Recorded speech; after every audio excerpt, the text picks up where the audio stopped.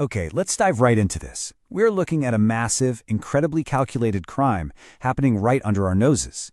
And no, we're not talking about folks in ski masks. This is happening in brightly lit offices, restaurants, and retail stores all across the country. Welcome to today's Explainer, where we're going to unpack exactly what's going on. $50 billion. I mean, just let that number sink in for a second. That is the staggering reality of what American employers are quietly lifting from their workers every single year.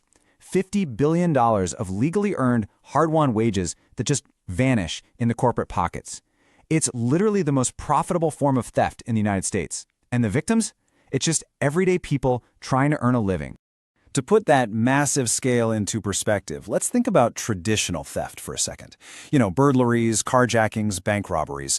If you take every single physical robbery, car theft, and burglary in the entire country and combine them all together, it adds up to about $500 million. $500 million compared to $50 billion stolen through wage theft. It's not even close. The property stolen by employers surpasses all traditional criminal offenses by an absolute landslide. The biggest heists, they really don't happen in banks. They happen right there on your paycheck. So, what exactly does this mean on a practical level? Well, under the Fair Labor Standards Act, the FLSA, wage theft is explicitly defined as any practice where an employer unlawfully withholds benefits, breaks, overtime, or compensation that an employee has legally earned. We're not talking about a boss literally reaching into your pocket in the break room. No, this is the systemic, calculated withholding of your earned livelihood. It is actively denying workers the absolute basic floor of protection that they're guaranteed by both federal and state law. The perpetrator's MO, how they steal your pay. Let's look at exactly how they pull this off. Here are the most common tactics right out of the employer's playbook. First up, unpaid off-the-clock work. Think about being asked to answer emails or set up your equipment before you officially clock in. Then there's illegal rounding down, where payroll systems systematically round your hours down to benefit the company. Third, we've got tip skimming and deducting walkouts. This is huge. This includes managers taking a cut of the tip pool or, and this is wild, illegally making a server pay for a dine-and-dash customer out of their own tips. Look, walkouts are a cost of doing business, period. They are not the server's liability. Then, there's the 1099 independent contractor trap, where employers intentionally misclassify you just to dodge paying minimum wage and overtime. And finally, illegal overtime averaging, where they average your hours over a 2-week period so they don't have to pay you that crucial time-and-a-half rate. And this brilliantly illustrates how the theft happens right in plain sight. Let's say your boss asks you to stay just an extra 15 minutes after you've clocked out to help close up shop. You say yes, right? Because you want to be a team player. It's just 15 minutes. But think about it. If you do that over a whole year working a minimum wage job, you're looking at over 65 unpaid hours.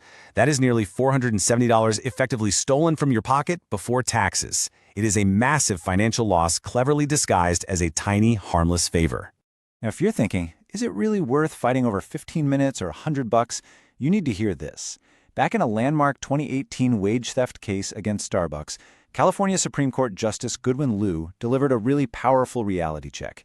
He said, and I quote, $100 is enough to pay a utility bill, buy a week of groceries, or cover a month of bus fares. What Starbucks calls de minimis is not de minimis at all to many ordinary people who work for hourly wages, end quote. You absolutely 100% have the right to fight for every single dollar you legally earn.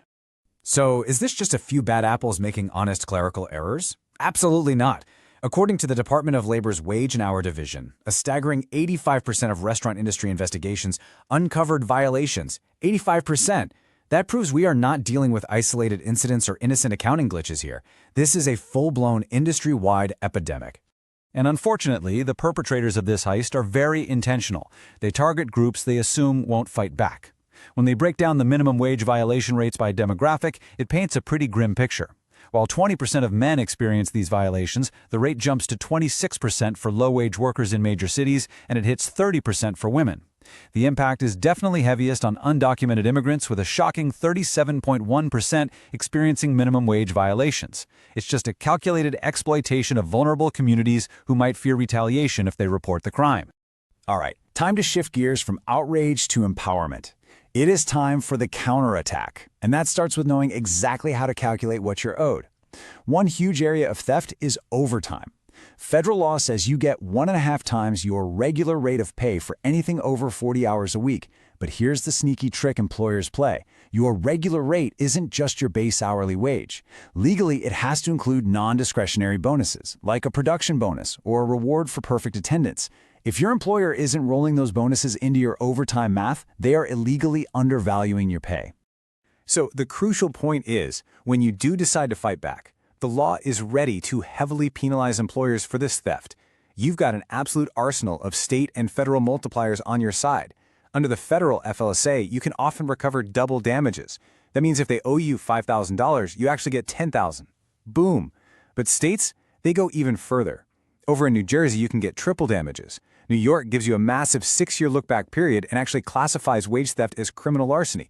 And in California, if they intentionally delay your final paycheck, you get a penalty equal to your daily pay for up to 30 days, which means a simple $720 unpaid final check can legally balloon into a $3,300 liability for your boss. And the momentum is building. We're seeing a huge wave of new empowerment laws rolling out in 2026, especially in places like California. There, the statewide minimum wage has hit $16.90, with local city variations pushing $19 or more.